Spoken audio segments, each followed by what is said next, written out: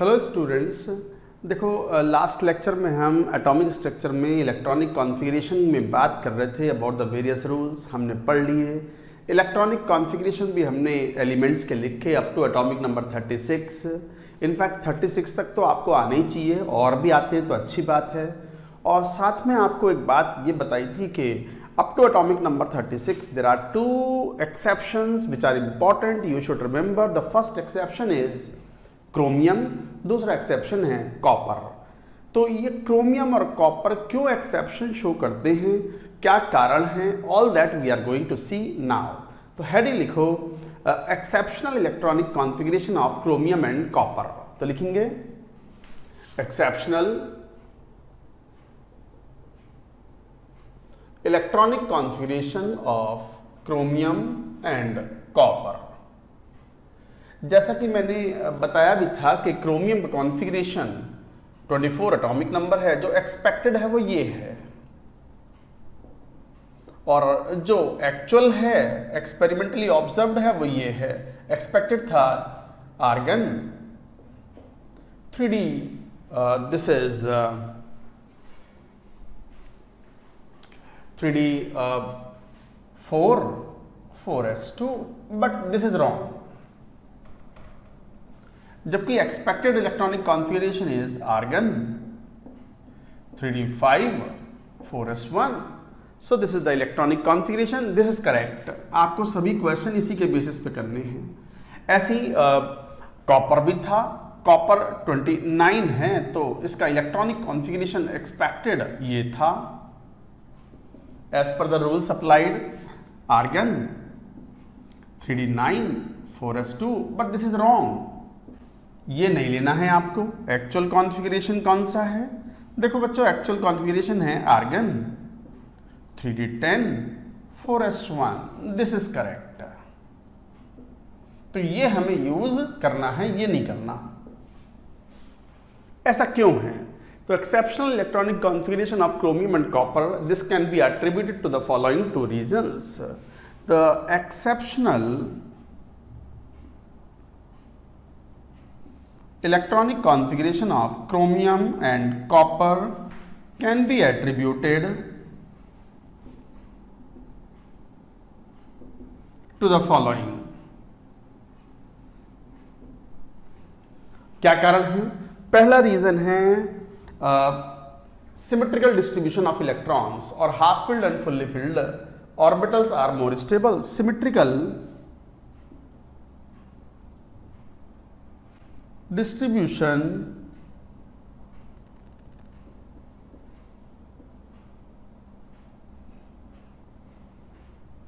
of electrons. There is a general rule, symmetry provides stability. Symmetry provides stability. ये जो table है, जहां पर ये ट्राइपॉड पर मान लो कैमरा रखा हुआ है, तो ये टेबल है, तो इसके 4 लेग्स हैं, 4 पाए हैं। एक पाया काट दो, 4 पाए हैं, तो ये सिमेट्रिकल है। एक पाया काट दो एक कॉर्नर से, it becomes unstable, it will fall down, तो इट बिकम्स अनस्टेबल। तो एक जनरल बात होती है, सिमेट्री प्रोवाइड्स स्टेबिलिटी। तो जनरल रूल, सिमेट्री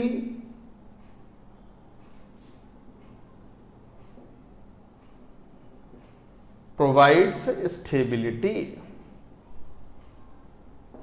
तो सिमेट्री SYMMETRY, ठीक है। Symmetry provides stability. तो symmetrical distribution of electrons means half filled and fully filled configurations among the orbitals of a subshell make more stable configuration. Half filled and fully filled electronic configuration among orbitals of subshell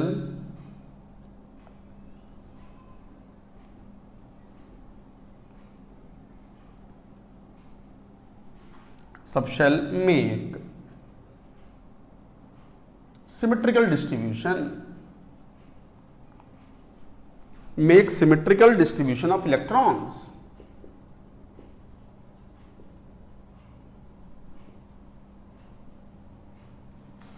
Which is more stable, which is highly stable. ये नीचे cut तो नहीं गया, मैं एक बार जरा कैमरे में देख लूं एक बार।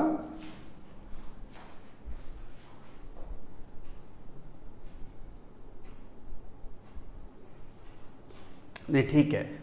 तो half filled and fully field electronic configuration among orbitals of a subshell make symmetrical distribution of electrons which is highly stable. तो इसका मतलब ये हुआ कि half filled and fully filled orbitals particularly in the PDF subshells make more stable configuration. तो लिखेंगे इस बात को।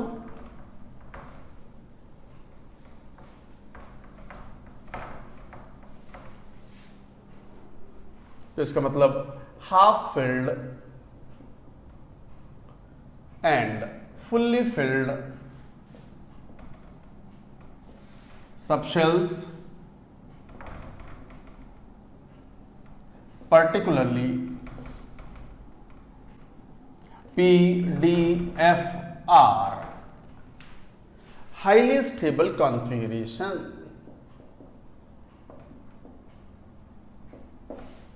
तो half filled P subshell, D subshell and half filled and fully filled P subshell, D subshell, F subshells are highly stable configurations.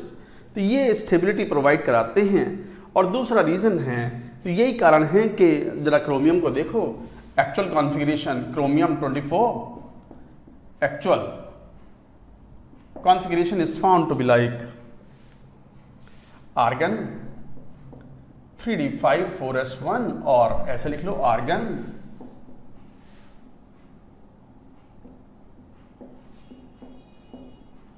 3d4s। तो ये 5 electron जब ऐसे आ जाते हैं ऑफ सिमिलर स्पिन, तो ये एक हाफ फिल्ड कॉन्फ़िगरेशन है, half filled stable configuration.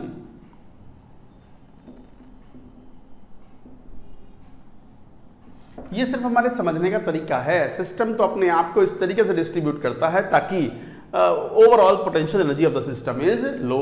2 electron यहां रखते और यहां 4 रखते तो that is not that much stable system. तो इस तरीके से आप ये बात कहते हो। क्रोमियम कॉपर में भी देखी 29 actual,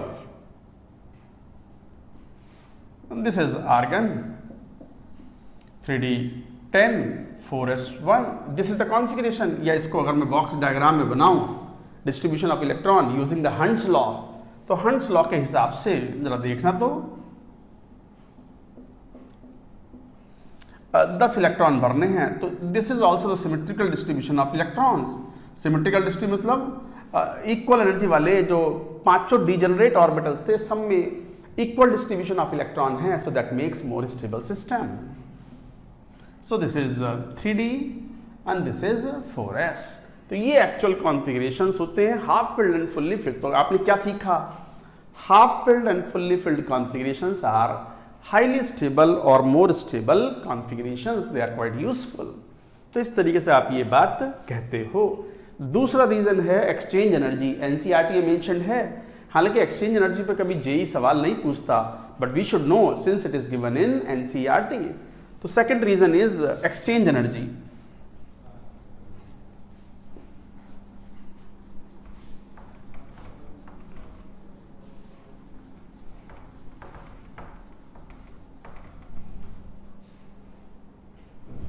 Second is exchange energy।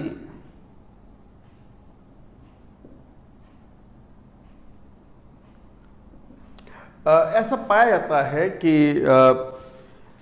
जो सिमिलर स्पिन के इलेक्ट्रॉन्स हैं among the degenerate orbitals of among degenerate orbitals in A subshell, वो आपस में अपनी पोजीशन चेंज करते हैं, एक्सचेंज करते हैं, जिसकी वजह से एक certain amount of energy is released called exchange energy, और जो बचा हुआ सिस्टम है it becomes more stable system.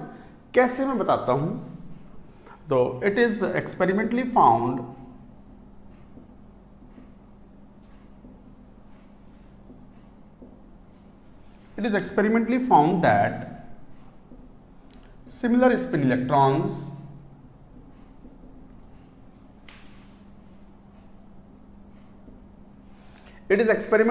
that similar spin electrons among degenerate orbitals of a subshell It is experimentally found that similar spin electrons among degenerate orbitals of a subshell exchange their positions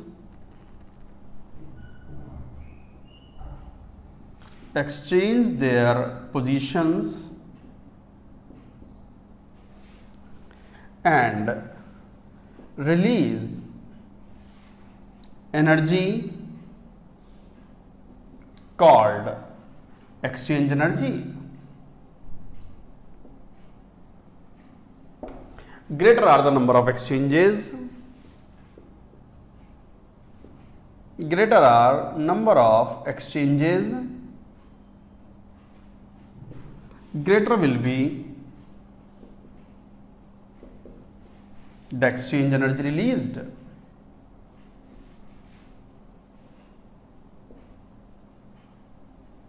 And hence greater will be the stability of system, and hence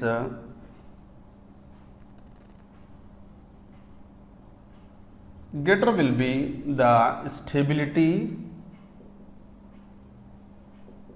of system.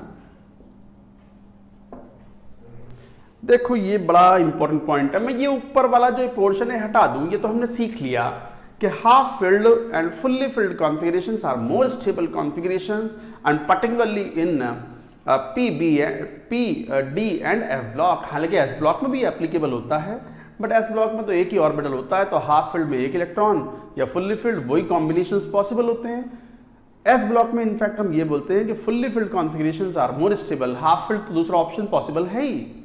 तो mainly ये जो half field और fully field वाला point है, this is more valid for P subshell, D subshell and F subshell. दूसरा reason quantum mechanical model से ये आता है, क्वांटम मैकेनिक्स से, कि एक्सचेंज एनर्जी पाया जाता है कि सिमिलर स्पिन वाले electrons among the degenerate orbitals of the subshell they exchange there positions. कैसे मैं बताऊंगा अभी। और उसकी वजह से एक एनर्जी रिलीज होती है, that is called exchange energy. जितने ज्यादा एक्सचेंजेस होंगे उतनी एक्सचेंज एनर्जी रिलीज होगी, और आपको तो पता ही है जितनी ज्यादा एनर्जी रिलीज हो गई सिस्टम से तो बचे हुए सिस्टम की एनर्जी क्या होगी, कम। और पता है आपको सिस्टम की एनर्जी जितनी कम होगी स्टेबिलिटी उतनी ज्यादा, सिस्टम की एनर्जी जितनी कम स्टेबिलिटी उतनी ही ज्यादा। तो देखें इस बात को जरा, ये बात पूरी नोट कर लो, नोट इट डाउन।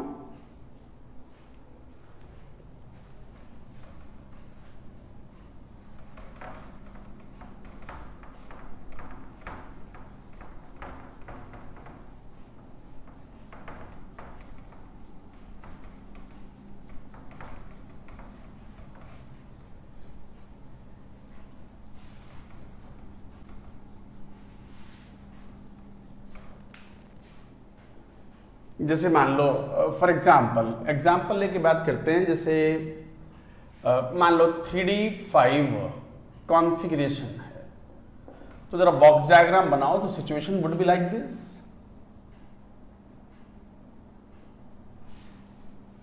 तो 5 इलेक्ट्रॉन्स भरोगे तो ऐसे भरोगे, हंट्स रूल फॉलो करते हुए। मान लो ये फर्स्ट इलेक्ट्रॉन हुआ, ये second electron, third electron, fourth electron, fifth electron. इलेक्ट्रॉनों का नाम रख दिया हमने, first, second, third, fourth, fifth. तो बताओ फर्स्ट इलेक्ट्रॉन कितने एक्सचेंजेस करेगा। तो नंबर ऑफ एक्सचेंजेस, कितने नंबर ऑफ एक्सचेंजेस होंगे इसमें इलेक्ट्रॉन्स के, सिमिलर स्पिन इलेक्ट्रॉन्स के। पहला वाला इलेक्ट्रॉन सेकंड वाले के साथ एक्सचेंज कर ले पोजीशन, कि सेकंड वाला पहले में आ जाए, फर्स्ट वाला सेकंड में चला जाए। फर्स्ट वाला थर्ड वाले के साथ भी कर सकता है, फर्स्ट वाला फोर्थ वाले के साथ भी कर सकता है। तो फर्स्ट वाला यहां भी एक्सचेंज कर सकता है, यहां भी एक्सचेंज कर सकता है, यहां भी एक्सचेंज कर सकता है, और यहां से भी एक्सचेंज कर सकता है अपनी पोजीशन। तो जरा देखना एक बार, ये फर्स्ट वाले ने सेकंड के साथ, थर्ड के साथ, फोर्थ के साथ, फिफ्थ के साथ 4 एक्सचेंजेस पॉसिबल हैं। लिख लिए 4 एक्सचेंजेस। तो there are 4 exchanges possible by the first electron. Second electron भी 4 एक्सचेंजेस कर सकता है, फर्स्ट के साथ, थर्ड के साथ, फोर्थ के साथ, फिफ्थ के साथ। बट फर्स्ट वाला तो हम काउंट कर चुके ना इनमें। तो नए एक्सचेंजेस कितने कर सकता है सेकंड वाला इलेक्ट्रॉन, 3 और, थर्ड इलेक्ट्रॉन 2 और, फोर्थ इलेक्ट्रॉन 1 और, बस। पांचवा नहीं, पांचवा ऑलरेडी जो 4 एक्सचेंजेस करेगा वो इनमें शामिल हो चुके हैं, इंक्लूड हो चुके हैं। So now let us see how many, 7 और 2 9 और 1 10, टोटल 10 एक्सचेंजेस। तो जनरल फॉर्मूला हो गया, in general number of exchanges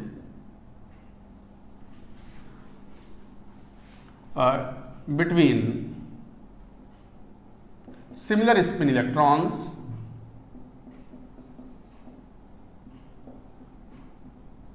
is equal to n into n minus 1 upon 2, where n is equal to number of similar spin electrons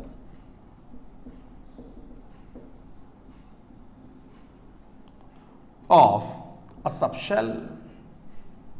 ये degenerate orbitals में ही होगा, ये ध्यान रखें, पूरी बात नोट करो। This will happen among degenerate orbitals. तो n is the similar spin electrons of A subshell. तो जैसे यही फॉर्मूला लगा लो, तो फिर यहां D5 कॉन्फ़िगरेशन में इलेक्ट्रॉनिक कॉन्फ़िगरेशन D5 है, D सबशेल में 5 मान लो इलेक्ट्रॉन्स हैं, तो क्या कहोगे आप? You will say that it will be n into n minus 1 upon 2, तो n की वैल्यू कितनी हो गई? 5। क्यों? कॉन्फ़िगरेशन तो ये रहा ना, 5 सिमिलर स्पिन के इलेक्ट्रॉन्स, तो नंबर ऑफ एक्सचेंजेस कितने हो गए? Number of exchanges is equal to 5 into 5 minus 1 upon 2, 10 ही तो आए थे। So like that you can say, तो more the number of exchanges, more will be the energy released, और जितनी ज्यादा एनर्जी रिलीज हो गई, बचे हुए सिस्टम की एनर्जी उतनी ही कम होगी, and system will be more and more stable. तो एक्सचेंज एनर्जी जितनी ज्यादा रिलीज होगी, बचा हुआ सिस्टम उतनी ज्यादा स्टेबल होगा। So second is the another reason. तो based on that finally we conclude that the half filled and fully filled configurations are more stable, जैसा हमने पहले कहा था, and more is the exchange energy, more will be the stability of the system. तो इस तरीके से आप कैलकुलेट करते हो। एक आध क्वेश्चन भी लिखो इसके ऊपर, पहले पूरी बात नोट कर लो आप सब, नोट इट डाउन।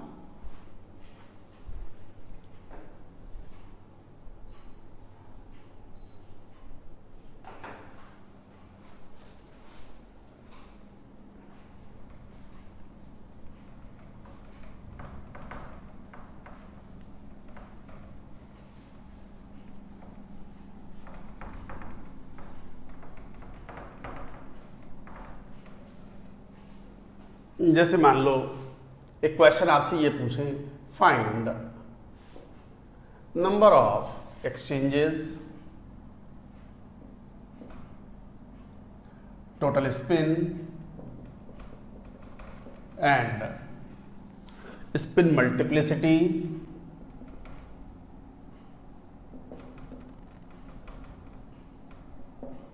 इन, मान लो ऐसे पूछते हैं, मान लो 3D7 कॉन्फ़िगरेशन। सॉल्व करो जरा क्वेश्चन को, डू इट। सब कुछ पता है आपको, स्पिन मल्टीप्लिसिटी का फॉर्मूला हम बता चुके हैं, टोटल स्पिन का फॉर्मूला आपको बता चुके हैं, और नंबर ऑफ एक्सचेंजेस तो अभी बताया ही है। तो इसको अटेम्प्ट करो क्वेश्चन को।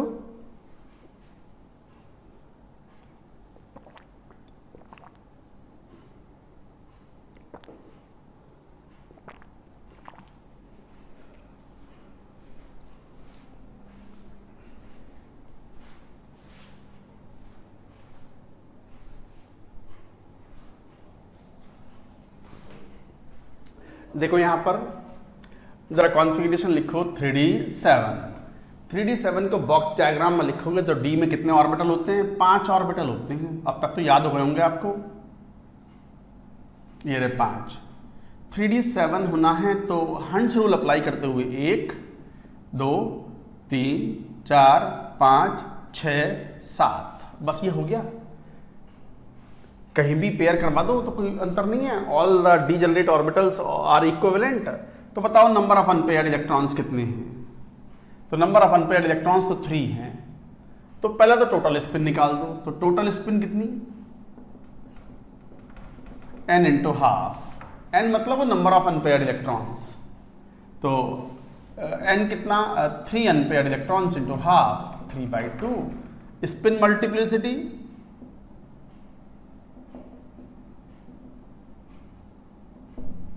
m क्या फॉर्मूला था 2s प्लस 1, तो 2 into 3/2 plus 1, so how much 4 is the answer.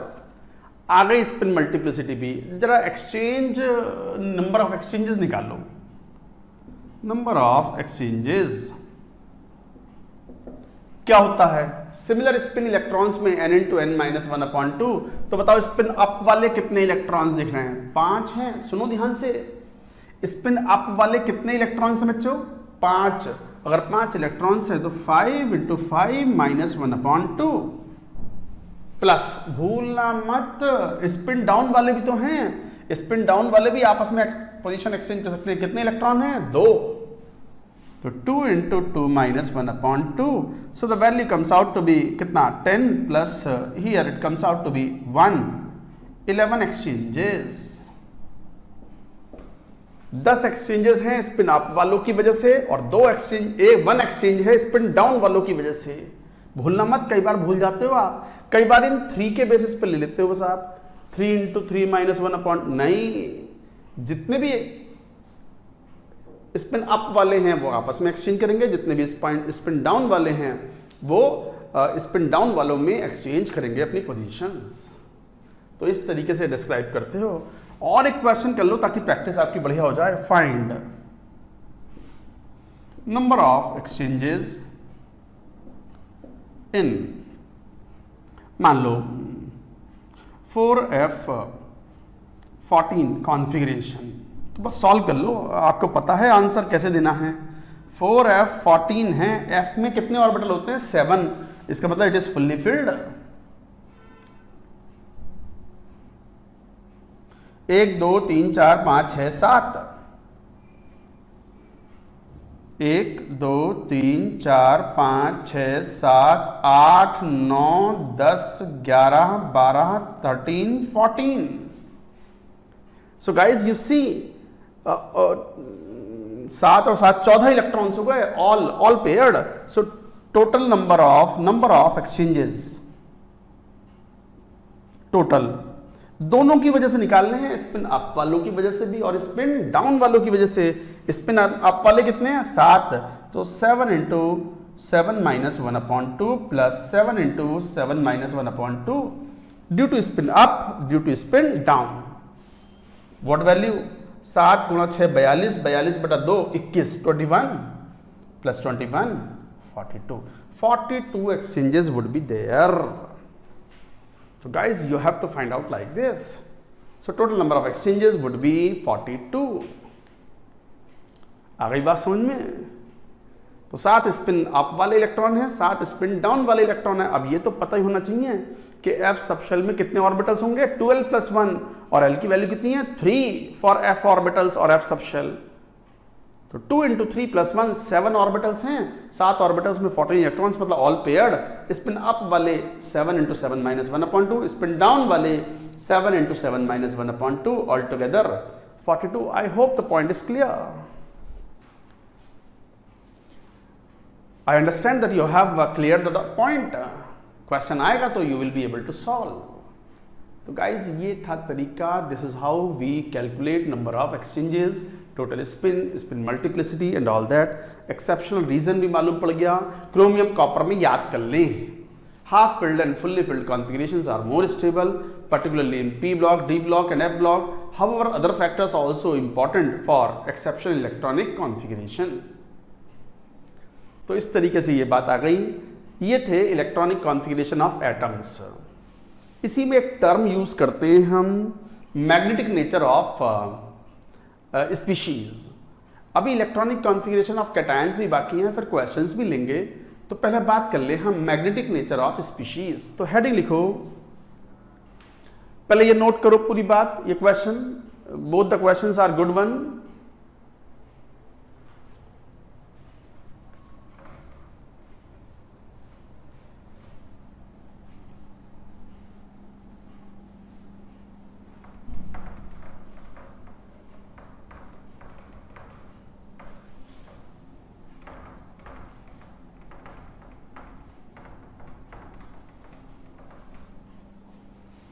Now, let us talk about next magnetic nature of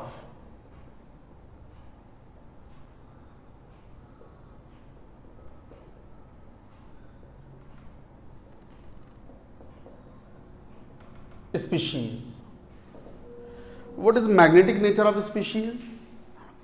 वैसे तो मैग्नेटिक नेचर कई तरह के होते हैं, ferromagnetic, anti ferromagnetic, ferrimagnetic, paramagnetic, diamagnetic, but इस चैप्टर के पॉइंट ऑफ व्यू से वी स्टडी ओनली 2 टाइप्स। आपको इस चैप्टर के पॉइंट ऑफ व्यू से बाकी सब भी पढ़ोगे आप सॉलिड स्टेट चैप्टर में, केमिस्ट्री में ही 12th क्लास में। अभी तो हमें केवल 2 चीजें पढ़नी है with respect to this particular atomic structure chapter. 2 तरह की हम प्रॉपर्टीज पढ़ेंगे मैग्नेटिक नेचर के पॉइंट ऑफ व्यू से। Diamagnetic substance,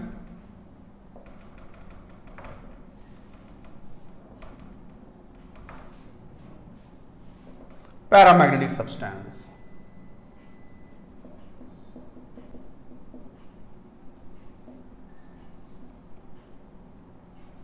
diamagnetic substance and paramagnetic substance क्या है फीचर्स? डायमैग्नेटिक सब्सटेंस कौन से होते हैं? Which are weakly repelled under magnetic field. Substance which are weakly repelled under magnetic field। Marker change करते हैं।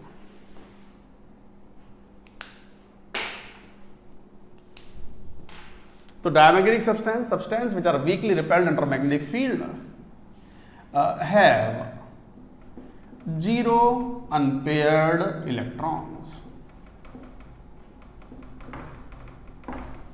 इनमें 0 अनपेयर्ड इलेक्ट्रॉन्स होते हैं, कोई अनपेयर्ड इलेक्ट्रॉन नहीं होता।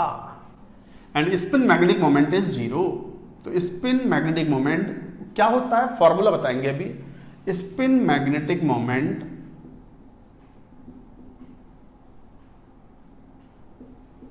Is equal to 0। ये प्रॉपर्टीज हैं। जबकि पैरामैग्नेटिक क्या होते हैं? Weakly attracted in magnetic field.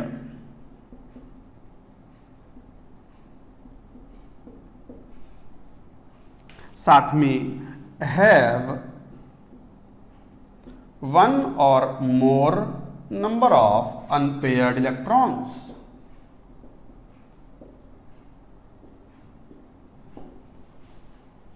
And इनका स्पिन मैग्नेटिक मोमेंट 0 नहीं होता।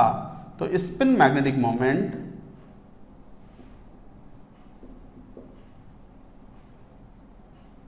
Is not equal to 0।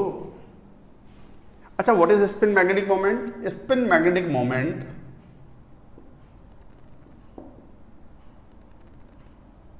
Is equal to, spin magnetic moment is due to the unpaired electrons. तो स्क्वायर रूट ऑफ, ऐसे लिख सकते हो, x into x plus 2 EH upon 4 pi into mass of electron. अब E एक universal constant है, H universal constant, 4 pi mass of electron is also constant. तो ये तो एक कांस्टेंट है,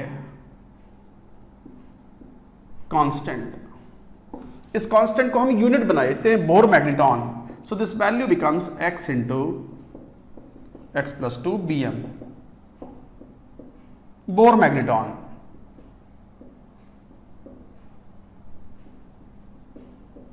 So this is called Bohr magneton. So 1 Bm is equal to EH upon 4 pi mass of electron। हालांकि ये इतना इंपॉर्टेंट नहीं है। आपको हमेशा अगर स्पिन मैग्नेटिक मोमेंट निकालना है, क्वेश्चन पूछेगा आपसे कि स्पिन मैग्नेटिक मोमेंट कैलकुलेट करो, तो हमेशा आपको रिपोर्ट करना है in terms of bore magneton Bm। आप तो बस बोल दोगे √6 BM, √24 BM, √35 BM, बस ऐसे बोलोगे आप। वेयर x इज व्हाट, ये तो लिखा ही नहीं, तो लिख लो where x is number of unpaired electrons. Where x is called number of unpaired electrons. तो ये है देखो स्पिन मैग्नेटिक मोमेंट। तो spin magnetic moment is equal to square root of x into x plus 2, n भी ले लेते हो, n into N plus 2 एक ही बात है वो तो, इंटू EH अपॉन 4 पाई ME, जो कि एक कांस्टेंट वैल्यू है, इसे यूनिट बना दी हमने बोर मैग्नेटॉन के टर्म्स में। 1 Bm is equal to EH upon 4 pi mass of electron, ME मतलब मास ऑफ इलेक्ट्रॉन। Me मतलब लिख लो चाहो तो, Me मतलब mass of electron,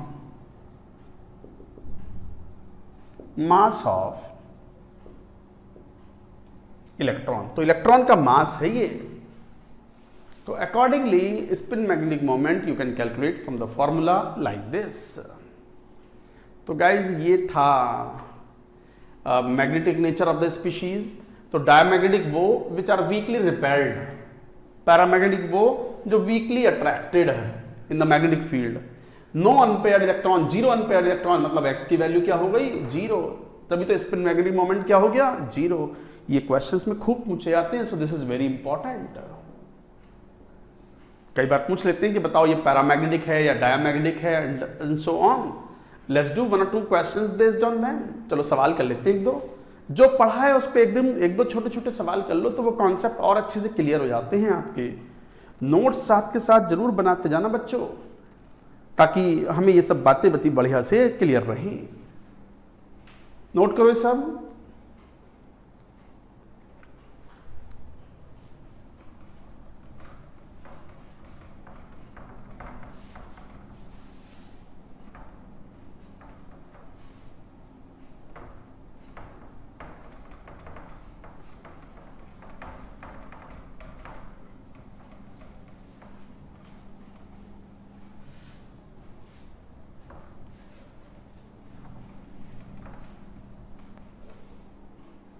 now let us take 1 or 2 questions. जैसे मान लो ये कह दी find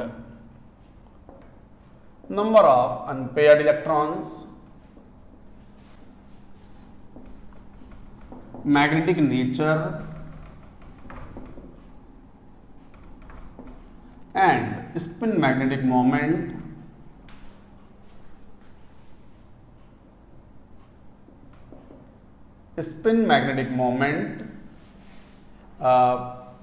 of first nitrogen atom, N atom, second मान लो ऐसे पूछ लें मैंगनीज एटम इन ग्राउंड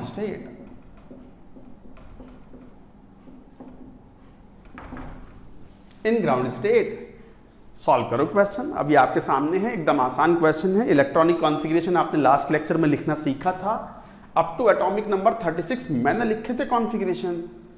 आपको कहा था कि रफ कॉपी में एक दो बार लिख करके इनको चेक करना कि कहीं अटक तो नहीं रहे हो।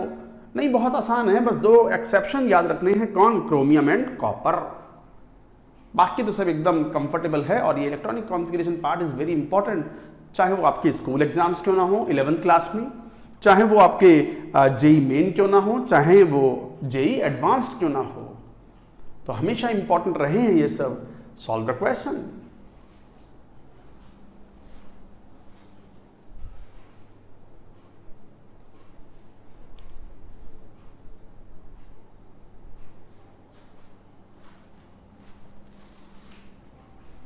देखो यहां पर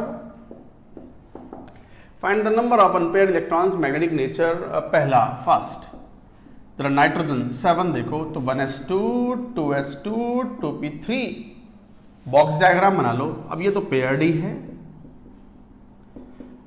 2s वाला भी पेयर्ड है और p में 3 इलेक्ट्रॉन है, तो वो हंट्स रूल फॉलो करोगे आप, तीनों अनपेयर्ड हो गए तो x की वैल्यू कितनी हो गई, 3 अनपेयर्ड इलेक्ट्रॉन्स। तो 3 अनपेयर्ड इलेक्ट्रॉन्स हैं तो नाइट्रोजन एक तो क्या हुआ, paramagnetic. And number of unpaired electrons x is equal to 3 and spin magnetic moment mu S बोल देते हैं। म्यू एस मतलब spin magnetic moment is equal to square root क्या था formula, x into x plus 2 bm, unit थी Bohr magneton. तो ये value जरा लोगे तो x कितना, रूट 3 इंटू 5 bm, बस यही आंसर आ गया, root 15 Bohr magneton. That's it, यही आंसर है। You have to report like this. अच्छा, सेकंड पार्ट सॉल्व करते तो जरा मैंगनीज का कॉन्फ़िगरेशन देख लो। तो आर्गन, अब नोबल गैस में किसी में कोई अनपेयर्ड इलेक्ट्रॉन नहीं होते, नोबल गैसेस में कोई अनपेयर्ड इलेक्ट्रॉन किसी में नहीं होता। कई नोबल गैस के कॉन्फ़िगरेशन लास्ट लेक्चर में लिखे थे हमने। तो यहां पर आर्गन और फिर कौन, 3d5 4s2, यही तो हुआ। मैंगनीज, मैंगनीज का एटॉमिक नंबर कितना होता है, अब ये याद रखना है आपको, एटॉमिक नंबर 36, कितना 25 है, तो ये कॉन्फ़िगरेशन हुआ। अच्छा मैंने बताया भी था आप ऐसे भी लिख सकते हो, ऐसा कुछ नहीं है। Argon 4s2 3d5 both are correct. मैं ये प्रीफर करता हूं, आज बताऊंगा क्यों प्रीफर करता हूं। मैं बताऊंगा आपको आज कि मैं क्यों मैंगनीज का ये वाला कॉन्फ़िगरेशन प्रीफर करता हूं। तो जरा देखना, तो आर्गन 3d5 4s2, जरा इस कॉन्फ़िगरेशन को देखो। तो आर्गन में तो कोई अनपेयर्ड इलेक्ट्रॉन होंगे ही नहीं। जरा बॉक्स डायग्राम बनाइयो तो 3d5 और 4s, 3d5 1 2 3 4 5 और ये पूरा पेयर। तो बताओ नंबर ऑफ अनपेयर्ड इलेक्ट्रॉन्स कितने हैं, x 5। तो number of unpaired electrons 5, spin magnetic moment root x into x plus 2, तो 5 गुणा 7 35 root 35 Bohr magneton, and of course it is paramagnetic.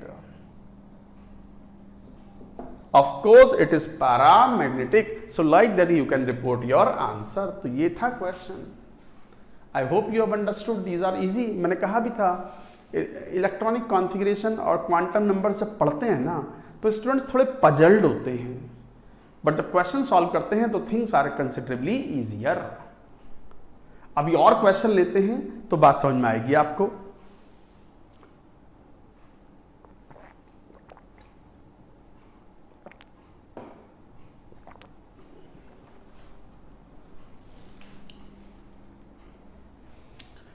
Note कर लो, मैं इसको हटा देता हूं।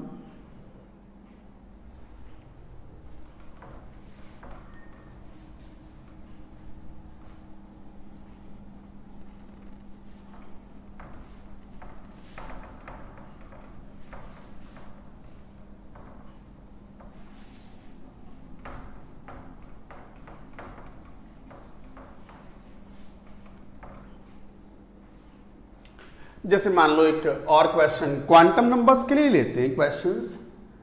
जैसे मान लो क्वेश्चन में ऐसे कह दें which set of quantum number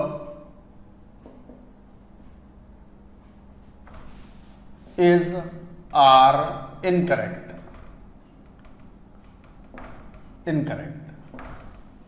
इनमें से कौन से एक से ज्यादा ऑप्शन हो सकते हैं, इज आर लिखा है, तो इनमें से कौन से ऑप्शंस में क्वांटम नंबर्स का सेट गलत हो सकता है। जरा देखना, ए n की value 5, l is equal to 0, m is equal to 0, s is equal to plus half, B n is equal to 3, l is equal to 2, m is equal to -2, s is equal to minus half, C n is equal to 4, l is equal to 4, m is equal to -3, s is equal to plus half, d n is equal to 2, l is equal to 1, m is equal to -2, s is equal to plus half। बताओ, सोच समझ के बतलाना। सारे quantum numbers आपको लिखवाए जा चुके हैं, समझाए जा चुके हैं कि कौन सा क्वांटम नंबर किस पे डिपेंड करता है। l n पे डिपेंड करता है, m l पे डिपेंड करता है, परिभाषाएं सारी पता हैं आपको, कौन क्या सिग्निफाई करता है पता है सब आपको।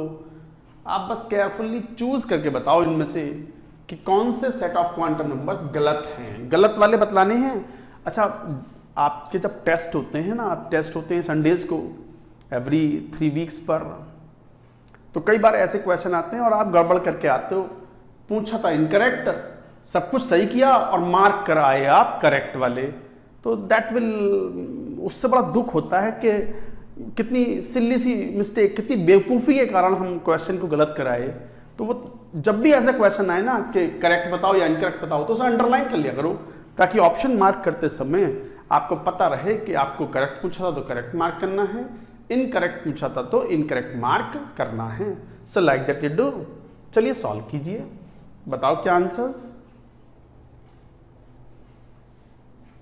आओ इधर, n की वैल्यू 5, l n से 0 से लेकर n-1 तो हो सकता है, तो यस, अगर ये 5 है तो ये सही है, ये भी पॉसिबल है, ये भी पॉसिबल है, सो दिस इज करेक्ट। n अगर 3 है तो L2 हो सकता है, क्योंकि L की वैल्यू क्या होती है 0 से लेके n माइनस 1, 0 1 2, 2 पॉसिबल है, तो m भी -2 तक पॉसिबल है, -2 n से लेकर के प्लस l तक इंक्लूडिंग 0, और s -½ हो सकता है। s की तो दो ही वैल्यूज पॉसिबल है, या तो +½ या -½ representing it's spin about its own axis. n की वैल्यू 4, तो L4 नहीं हो सकता, बस ये गड़बड़ हो गई। सो this is the answer, incorrect पूछा है।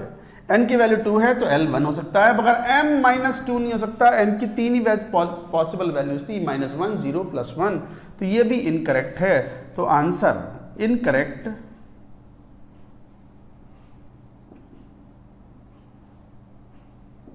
कौन से, C and D। So like that you have to report.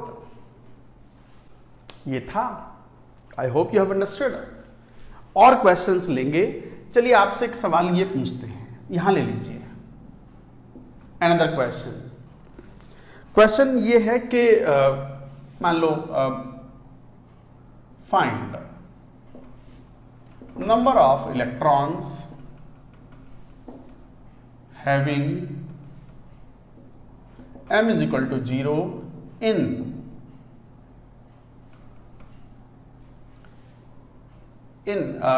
chromium atom in ground state। Important question, solve करो। ये एक अच्छा सवाल है, सॉल्व करें कि find number of electrons having m is equal to 0 in chromium atom in ground state. मतलब कुछ ना भी, अगर ये ग्राउंड स्टेट शब्द ना होता तो भी आप ग्राउंड स्टेट इलेक्ट्रॉनिक कॉन्फ़िगरेशन ही लेते। आप जानते हो दो तरह के स्टेट होते हैं, दो तरह के स्टेट होते हैं। ग्राउंड स्टेट मतलब मोस्ट स्टेबल स्टेट, और दूसरा एक्साइटेड स्टेट, एनर्जी देकर के इलेक्ट्रॉन को बाहर ऊपर भेज दिया in the higher energy levels. तो ग्राउंड स्टेट की बात कर रहे हैं। क्रोमियम का केस है, एक्सेप्शनल इलेक्ट्रॉनिक कॉन्फ़िगरेशन को ध्यान में रख के क्वेश्चन को सॉल्व करना। Do it now.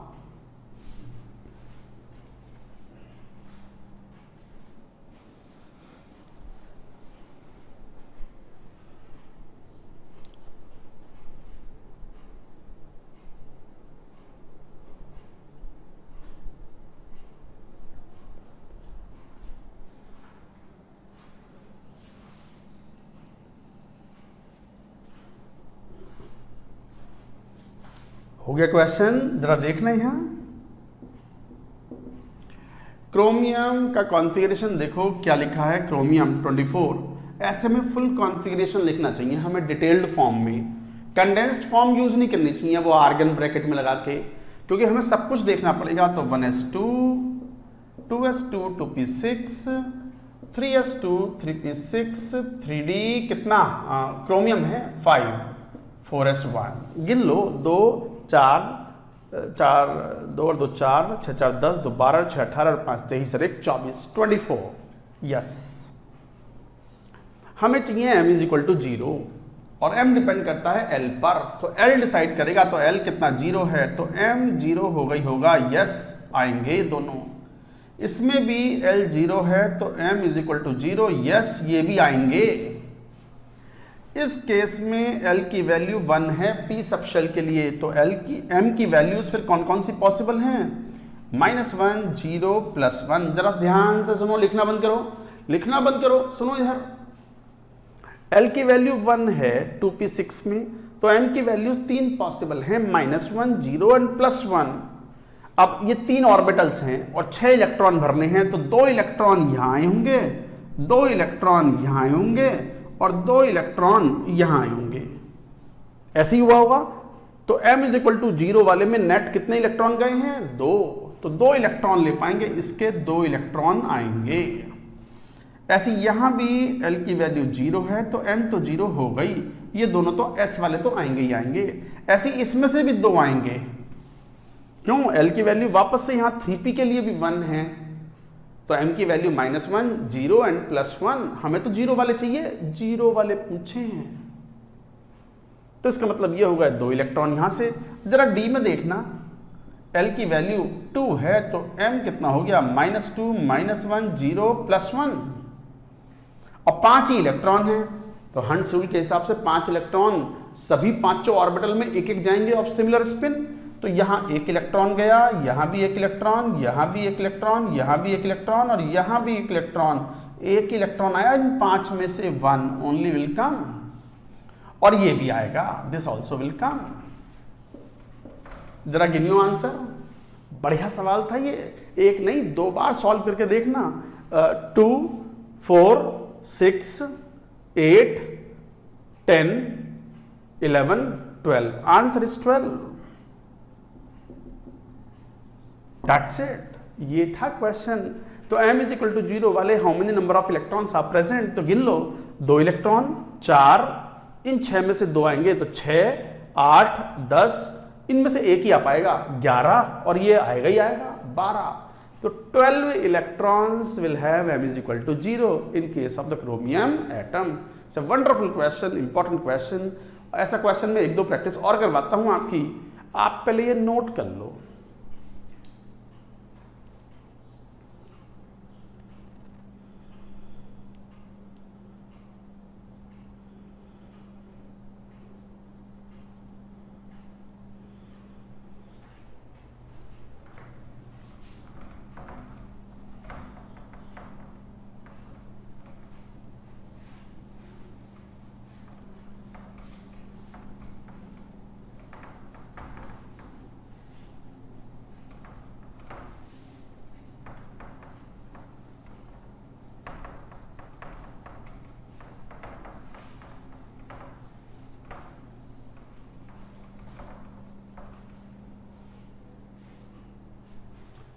चलिए एक और क्वेश्चन लीजिए। Take another question. क्वेश्चन ये है कि मान लो मैं क्रोमियम का एक सवाल और पूछता हूं। Find number of electrons with mod m is equal to 1 having similar spin in chromium atom. ये क्वेश्चन है। अब find number of electrons with modulus m, mod लगाना है। Mod m is equal to 1 is equal to का मतलब m की value -1 भी consider करनी है और +1 भी, ये मैंने हिंट दे दिया। Having similar spin in chromium atom, similar spin वाले चाहिए। स्पिन अप स्पिन डाउन होते हैं, तो एक टाइप की स्पिन चाहिए, चाहे वो स्पिन अप हो चाहे वो स्पिन डाउन हो। करियो तो सॉल्व करो।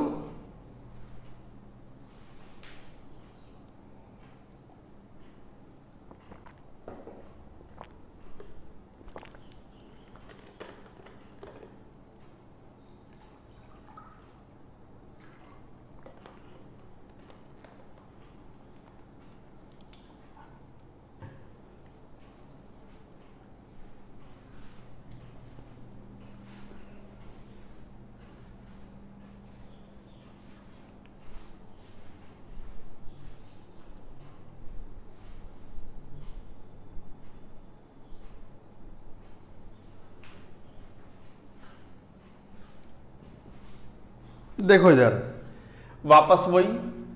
सर इस बार क्वेश्चन ने ग्राउंड स्टेट नहीं लिखा, मान के चलना है। अगर नहीं लिखा है तो you have to assume that it is the ground state. तो ग्राउंड स्टेट मानते हुए चला क्रोमियम का कॉन्फ़िगरेशन लिखो 24।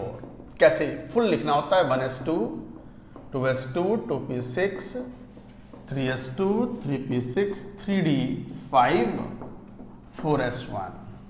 हमें क्या चाहिए, हमें mod m is equal to 1, मतलब m is equal to -1 m is equal to +1, दोनों वाले इलेक्ट्रॉन चाहिए और वो भी सिमिलर स्पिन वाले। जरा देखो तो सही, L की वैल्यू 0 तो m 0 है, नहीं ये नहीं आएंगे। S वाला कोई नहीं आएगा, S के लिए m 0 ही होता है, +1 -1 संभव नहीं है। तो ये नहीं आएगा, ये भी नहीं आएगा, ये S नहीं आएगा, ये S नहीं आएगा, ये तो रूल्ड आउट।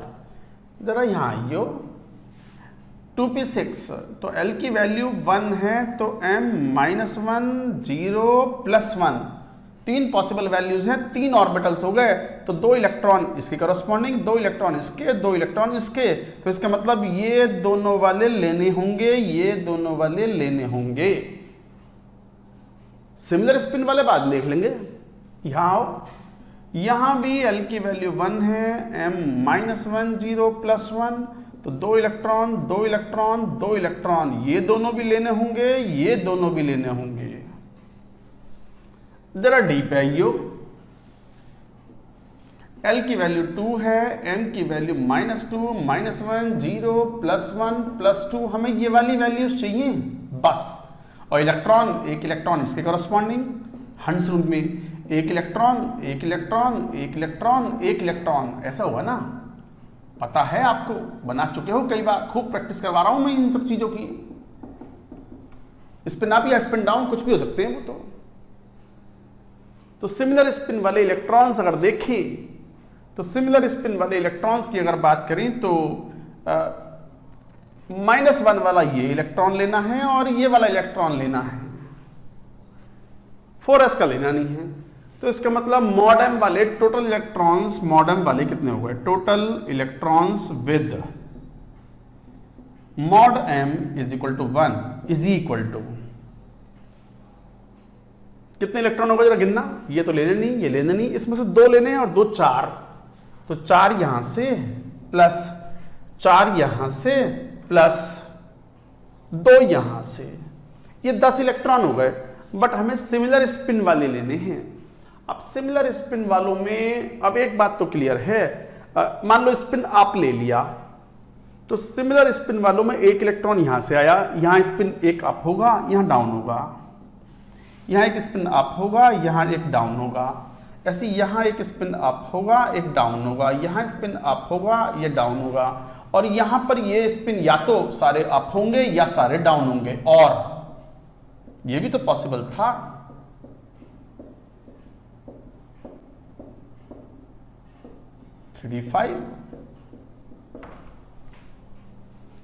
अब देखो कितने इलेक्ट्रॉन्स हो गए, तो इसका मतलब टोटल मॉड m = 1 वाले इलेक्ट्रॉन्स तो 10 हैं, बट ऑफ सिमिलर स्पिन वाले कितने इलेक्ट्रॉन्स हैं, तो एक अगर स्पिन अप मान लिया तो 1 2 3 4, अब हो सकता है ये स्पिन अप वाले हों या डाउन वाले हों, हमें 2 लेने थे इसमें, these 2, ये आ भी सकते हैं या नहीं आ सकते, तो हमें एक शब्द लिखना चाहिए, find maximum number, maximum possible, maximum number of electrons, maximum possible number of, हमें यहां लिखना चाहिए ये बात कि मैक्सिमम पॉसिबल, क्योंकि ये हो सकता है स्पिन डाउन वाले हों तो फिर काउंट नहीं होंगे, हमें तो सिमिलर स्पिन वाले लेने हैं, तो फिर आंसर कितना हो गया, मैक्सिमम पॉसिबल कह रहे हैं, तो एक यहां से आया, इन 4 में से 2 आए, इन 4 में से 2 सिमिलर स्पिन वाले, और ये जो 2 इलेक्ट्रॉन हैं फिर ये दोनों लेने पड़ेंगे, मैक्सिमम पॉसिबल बोल रहे हैं, तो मैक्सिमम पॉसिबल तो ये हैं कितने, 6 इज द आंसर। थोड़ा समझ के ध्यान से मेहनत से क्वेश्चन सॉल्व करोगे तो यू विल अंडरस्टैंड। तो find maximum possible number of electrons with mod m = 1, 2 इसमें से और इसके 2 आएंगे, ये रहे 2, -1 वाला और +1 वाला, दोनों को ही काउंट कर लिया हमने, और मिनिमम होता तो क्या आंसर होता, 4, मैक्सिमम है तो कितना आंसर है, 6। वेरी गुड क्वेश्चन, थोड़ा दिमाग लगाओगे तो आएगा समझ में। तो गाइज ये था question based on electronic configuration. अब मिलता जुलता एक क्वेश्चन और ले लो, चलो जब करा रहे हैं तो बढ़िया से प्रैक्टिस कराते हैं इसकी, और एक क्वेश्चन लो और आपके कॉन्सेप्ट क्लियर होंगे, और आपके ज्ञान के चक्षु समझते हो, ज्ञान के चक्षु मतलब ये आंख, ये इसे बोलते हैं चक्षु, ज्ञान की आंखें, ज्ञान के चक्षु आपके खुल जाएंगे। चलो एक सवाल और सॉल्व करो, नोट इट डाउन, लिख लिया होगा ये,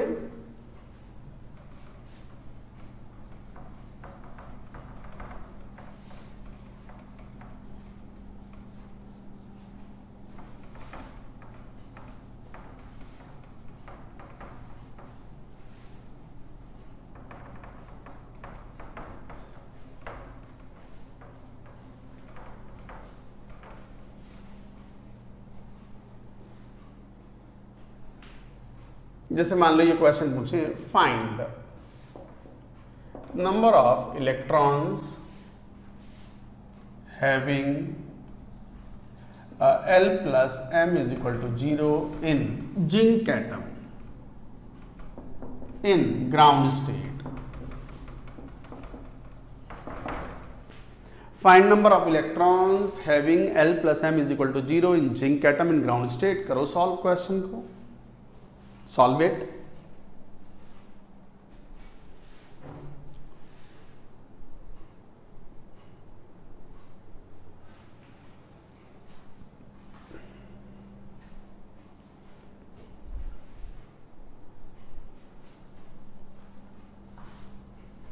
देखो यहां number of electrons having L plus M, zinc का कॉन्फ़िगरेशन तो लिख लो, 30 होता है एटॉमिक नंबर, तो 1s2। ऐसे क्वेश्चन में फुल डिटेल्ड कॉन्फ़िगरेशन लिखना चाहिए क्योंकि सबकी जरूरत पड़ती है एनालाइज करने की। 2s2, 2p6, 3s2, 3p6, 3d10, 4s2। जरा देखना L और M चाहिए, तो L की वैल्यू 0, M 0 हो गई, तो S वाले तो सब आएंगे फिर तो। L is equal to 0, M is equal to 0, L is equal to 1, M की वैल्यू -1, 0 प्लस 1, L की value 0, M is equal to 0, L is equal to 1, M is equal to -1, 0 plus 1, 3 values. L is equal to 2, M is equal to -2, -1, 0, +1, +2. L is equal to 0, M is equal to 0। लिख लिया? इतना तो लिखना ही पड़ेगा और shortcut ना हो पाएगा। तो जरा देखियो, L plus M is equal to 0 वाले जिंक एटम में L प्लस M 0 है, ये दोनों आएंगे, ये दोनों आएंगे, S वाले तो आएंगे, S वाले तो आएंगे। क्लियर? जरा P वाले देखियो, हमें L प्लस M 0 चाहिए, तो L प्लस M 0 चाहिए, तो ये वाला कॉम्बिनेशन लेना पड़ेगा ताकि सम क्या हो जाए दोनों का 0। ये वाला कॉम्बिनेशन, तो इसका मतलब -1 वाले में दो, तो पूरा फुल्ली फिल्ड है, तो 2 इलेक्ट्रॉन -1 वाले में, 2 इलेक्ट्रॉन 0 वाले में, 2 इलेक्ट्रॉन +1 वाले में, तो इसमें से 2 ही इलेक्ट्रॉन आ पाएंगे, इसमें से भी फिर 2 ही इलेक्ट्रॉन आ पाएंगे। जरा डी वाले देखो 10 इलेक्ट्रॉन, हमें ये वाला कॉम्बिनेशन चाहिए बस, तभी तो सम 0 हो पाएगा। तो इसका मतलब 2 इलेक्ट्रॉन इसमें से आ पाएंगे, बस 2 ही आ पाएंगे, बाकी नहीं, बाकी किसी कॉम्बिनेशन में वो 0 नहीं हो रहा। L plus M is equal to 0, तो total electrons with L plus M is equal to 0 are कितने, जरा गिनियो, 2, 4, 2 और 2 4, 2 6, 2 8 और 2 10, 2 12 और 2 14, 14। दैट्स इट, यही आंसर है।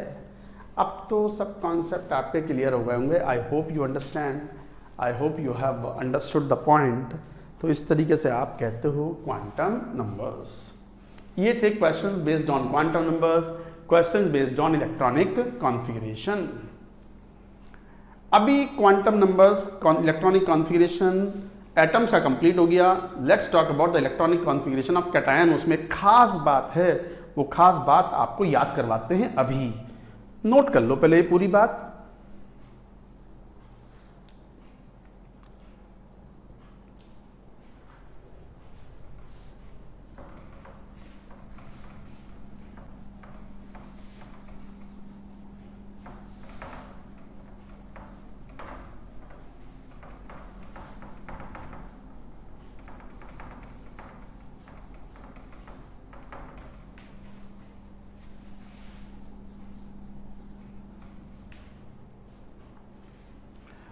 हेडिंग लिखो, electronic configuration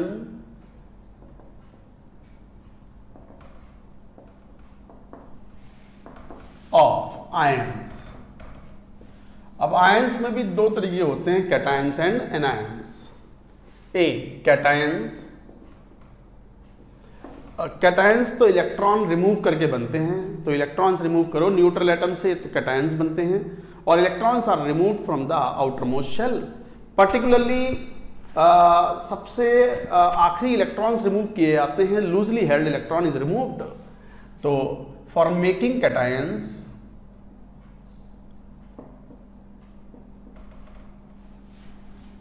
from neutral atom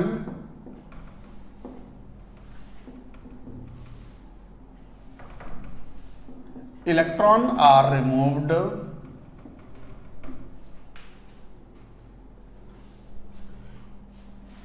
या most loosely held electron is removed, ऐसे लिख लो।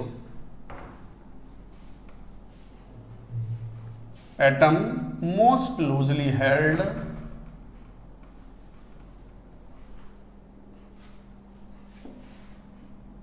Electron is removed. भाई सबसे पहले मान लो कोई एटम है, उसका न्यूक्लियस है, उसके पास n = 1 में 2 इलेक्ट्रॉन, n = 2 में 8 इलेक्ट्रॉन, इस तरीके से कॉन्फ़िगरेशन है। तो जो सबसे न्यूक्लियस से सबसे दूर इलेक्ट्रॉन होगा उस पर फोर्स ऑफ अट्रैक्शन सबसे कम होगा, तो रिमूव करोगे इलेक्ट्रॉन तो सबसे पहले वही रिमूव होगा। तो आउटर मोस्ट शेल वाले इलेक्ट्रॉन्स मोस्टली रिमूव होते हैं।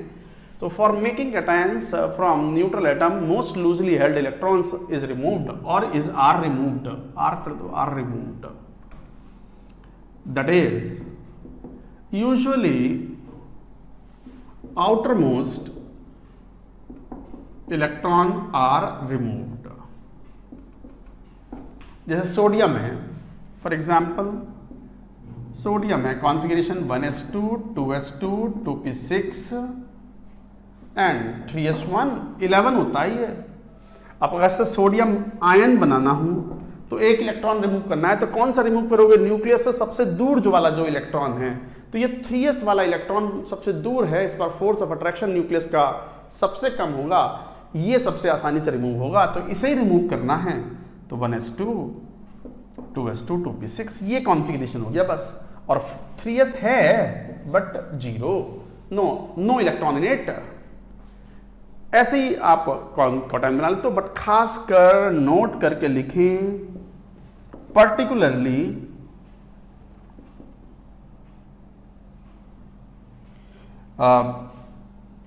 particularly while making cations of d block elements, d block elements मतलब जिसमें लास्ट इलेक्ट्रॉन d सबशेल में भरे, ये डिफाइन करेंगे हम s block, p block, d block, f block elements periodic table में। अभी आएगा, रुक के थोड़ा समय है, पहले अब ये चैप्टर खत्म होने को है, इसमें 2-1 लेक्चर और भी पढ़े हैं अभी। उसके बाद में we shall talk about mole concept and then atomic structure, then periodic table will come.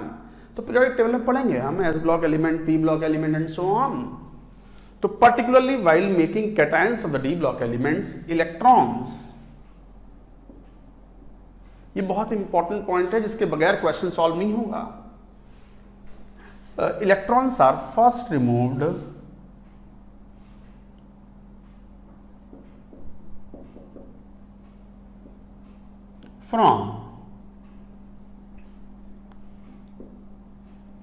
from outermost s subshell, that is ns electrons to be removed first। ns electrons, n मतलब outermost shell, ns electrons to be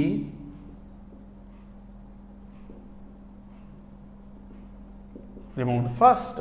तो particularly while making cations of the d block elements, electrons are first removed from the outermost s subshell and then from penultimate d subshell, that is from n-1 d subshell।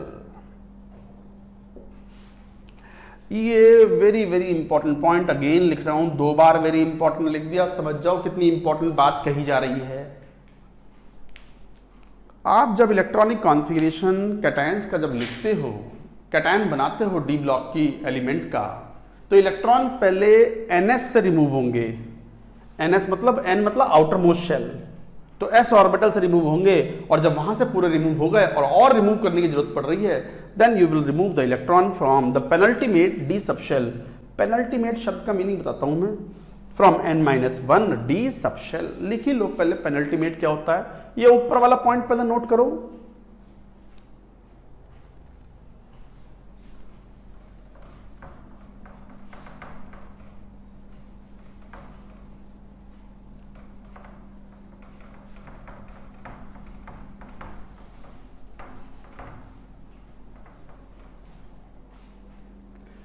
Outer most shell ऐसे बोलते हैं nth, penultimate shell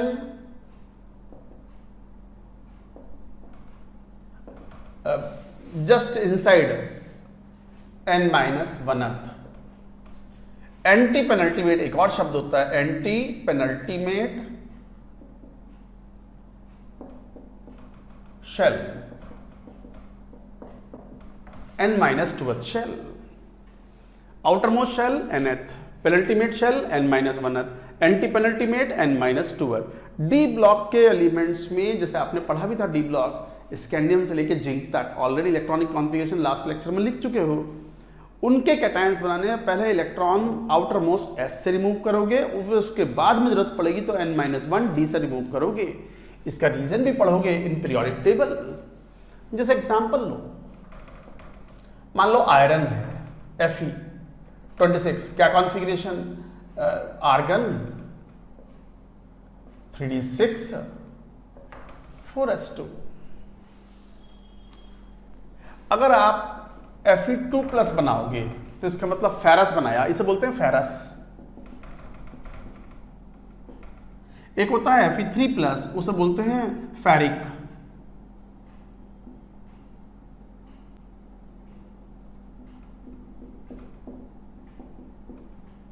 ferrous ion, ferric ion. ये भी आप पढ़ोगे कि lower oxidation state होती है, लोअर चार्ज होता है तो अस बोलते हैं फेरस, और हायर चार्ज होता है तो इक बोलते हैं इक, फेरिक। तो ये आयरन से मान लो फेरस बनाया तो 2 इलेक्ट्रॉन रिमूव किए, तो बताओ कहां से रिमूव करोगे। n की वैल्यू क्या है, यहां 4 है। आउटर मोस्ट शेल में n की वैल्यू कितनी है 4, तो इसका मतलब 4s से रिमूव करोगे आप। 4s से रिमूव करने के बाद और जरूरत पड़ेगी तो फिर 3d से रिमूव करोगे। तो यहां तो 2 रिमूव करने हैं, तो दोनों कौन से उड़ाओगे, कौन से इलेक्ट्रॉन उड़ा दोगे, 4s वाले उड़ा दोगे। उड़ाओ तो आर्गन 3d6 4s0। कई बार आप बॉक्स डायग्राम में ऐसे लिख देते हो, argon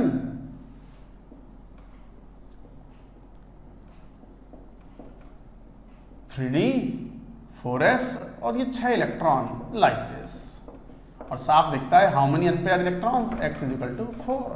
4 unpaired electrons are present in the ferrous ion. जरा फेरिक पे आना, 3 रिमूव करने हैं तो 2 तो रिमूव होंगे यहां से, और फिर एक और रिमूव करना है तो पहले तो ns से इलेक्ट्रॉन रिमूव करोगे और फिर और जरूरत पड़ेगी तो d से रिमूव करोगे, n-1d। किससे, d में से एक और जाएगा। 3 रिमूव करने हैं तो 2 तो ये गए, एक इसमें से गया, तो क्या कॉन्फ़िगरेशन, आर्गन 3d5 4s0। और जरा बॉक्स डायग्राम बनाओ, देखो क्वेश्चन पूछे आते हैं इन सब पॉइंट्स के ऊपर। अब 5 ही इलेक्ट्रॉन है तो हंस रूल के हिसाब से 5 इलेक्ट्रॉन इस तरीके से भरे जाते हैं। तो बताओ number of unpaired electrons now what, x = 5। 5 unpaired electrons हैं। देखो बच्चों, बड़ा इंपॉर्टेंट पोर्शन चल रहा है ये सब। तो इसे फेरिक आयन बोलते हैं, ये फेरस आयन है, और ये इलेक्ट्रॉनिक कॉन्फ़िगरेशन है। पहले आपने s में से इलेक्ट्रॉन रिमूव किए, जरूरत पड़ने पर फिर n-d में से रिमूव किए। आउटर मोस्ट शेल का मतलब nth, सबसे आखिरी वाला। पेनल्टीमेट मतलब उससे जस्ट अंदर वाला। एंटी पेनल्टीमेट मतलब उससे जस्ट अंदर वाला। I hope this point is clear to all. तो इस तरीके से आप इलेक्ट्रॉनिक कॉन्फ़िगरेशन लिखते हो ऑफ कैटायंस। कैटायंस के बाद अब बात आती है एनायंस की। तो लिखो इलेक्ट्रॉनिक बी एनायंस, ये मैं हटा देता हूं।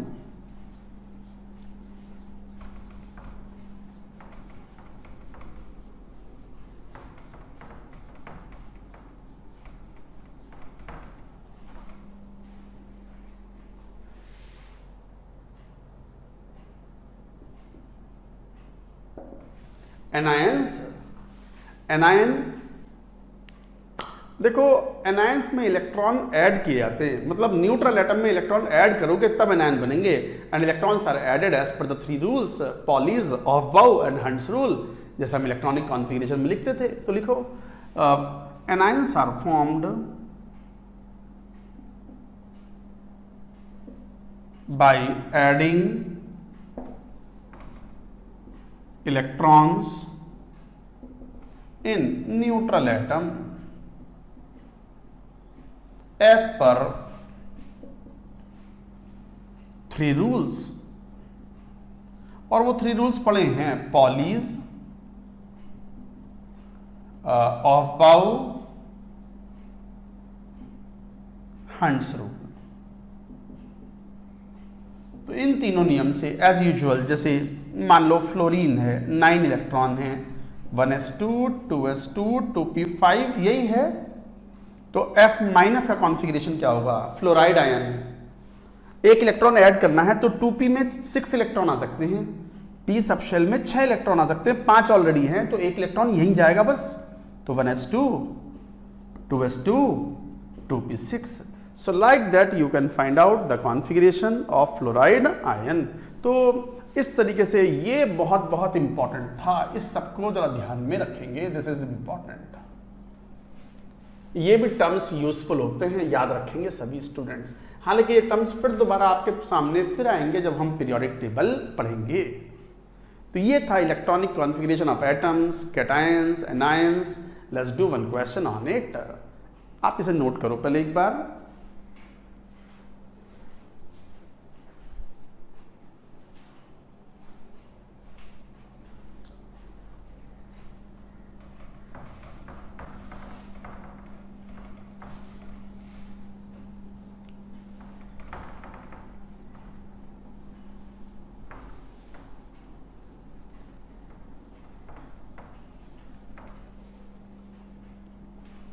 जैसे मान लो बात करें एक क्वेश्चन की, find spin magnetic moment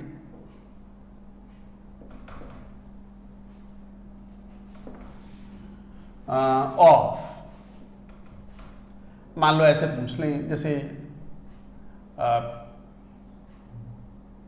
cobalt 2+ ion, spin magnetic moment पूछ लें तो बस कॉन्फ़िगरेशन लिखना है आपको। तो कैसे लिखोगे जरा देखो कैसे लिखोगे। कोबाल्ट 2+, पहले कोबाल्ट का कॉन्फ़िगरेशन लिख लो। अब कोबाल्ट में क्वेश्चन में ये ना दिया जाएगा कि एटॉमिक नंबर कितना है कोबाल्ट का, वो तो आपको खुद ही पता लगाना पड़ेगा, याद होना जरूरी है वो।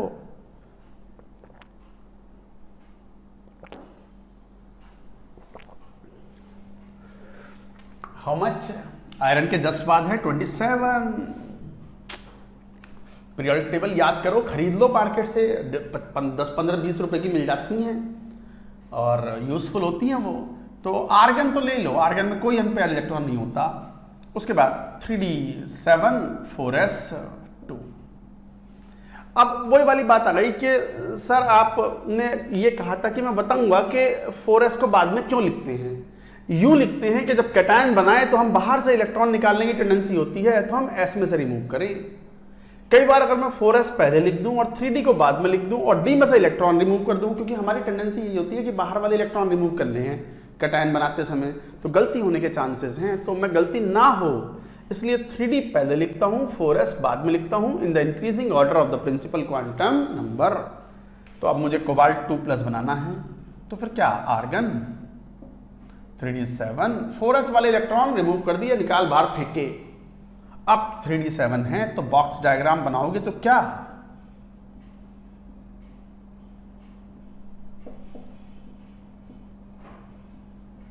सात इलेक्ट्रॉन हैं, 4 5 6 7, आ गए 3 इलेक्ट्रॉन, x की वैल्यू 3। तो स्पिन मैग्नेटिक मोमेंट तो म्यू s की वैल्यू √3 × 5 bm √15। दैट्स इट, यही आंसर है। ये था कॉन्फ़िगरेशन फॉर कोबाल्ट 2+। तो spin magnetic moment is this, of course it is paramagnetic.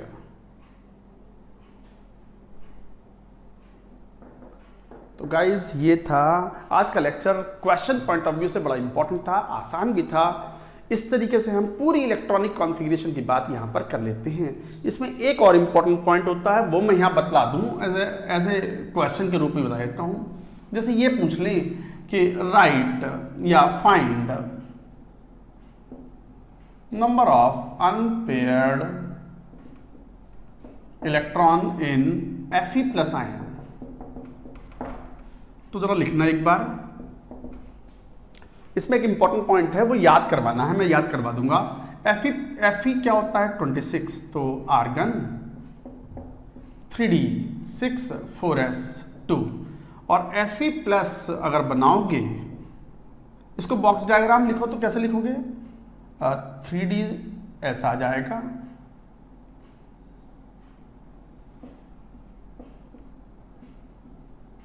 छह इलेक्ट्रॉन ये रहे और ये 2 इलेक्ट्रॉन। अब अगर Fe प्लस लोगे,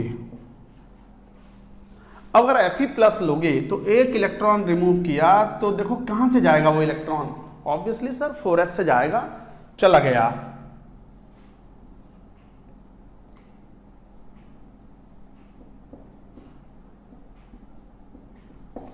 सिचुएशन ऐसी हो गई, ये सिचुएशन हो गई, ये सिचुएशन अनस्टेबल है, इट कन्वर्ट्स टू, ये ऑटोमेटिकली कन्वर्ट हो जाता है कि जो 4s का इलेक्ट्रॉन है, ये 4s वाला इलेक्ट्रॉन जंप करके अंदर चला जाता है 3d में। ये करना है आपको।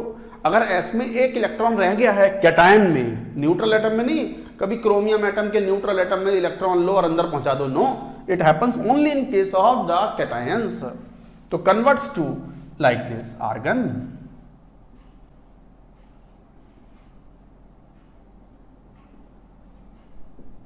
3d 4s अंदर पेयर हो गया एज पर द रूल्स, और यहां 0 हो गया और नंबर ऑफ अनपेयर्ड इलेक्ट्रॉन्स 3 हो गए। तो find number of unpaired electrons 3, तो आंसर 3 दोगे। s में एक इलेक्ट्रॉन अगर कैटायन में बचा हुआ है तो उसे शिफ्ट कराना है अंदर डी ब्लॉक मेटल में, आयरन में नहीं, कोबाल्ट में हो या किसी और एलिमेंट में भी होगा, और एलिमेंट मतलब डी ब्लॉक के एलिमेंट्स में, among D block elements. So this happens in among D block elements, this happens among D block elements. तो डी ब्लॉक के एलिमेंट्स में अगर S में कैटायंस में अगर S में एक इलेक्ट्रॉन है तो उसको अंदर शिफ्ट करा दो, केवल कैटायंस में, न्यूट्रल एटम में नहीं। समझ गए बात को? तो ये कॉन्फ़िगरेशन लेगा, इस कन्वर्ट्स टू दिस, इलेक्ट्रॉन अंदर चला जाता है एंड इफेक्टिवली 3 अनपेयर्ड इलेक्ट्रॉन है, आप 5 नहीं बोलोगे। समझ गए? तो ये याद रखना, remember, important point, remember. Cations के लिए एप्लीकेबल है ये, न्यूट्रल एटम्स के लिए नहीं। तो गाइज ये था लेक्चर, आज का लेक्चर बड़ा इंपॉर्टेंट, यूजफुल था। That's it for now.